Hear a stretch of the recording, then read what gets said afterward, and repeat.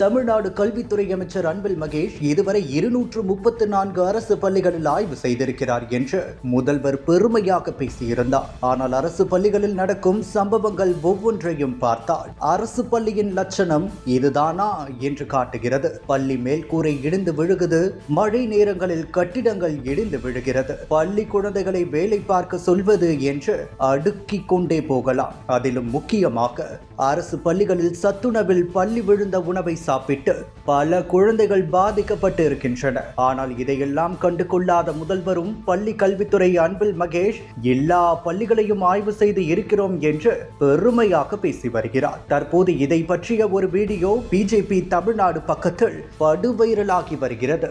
இதுவரையில் யாரும் செய்யாத 234 தொகுதிகளில் பள்ளிக்கூடங்கள் ஆய்வு செஞ்ச ஒரே அமைச்சர் நம்முடைய மகேஷ்.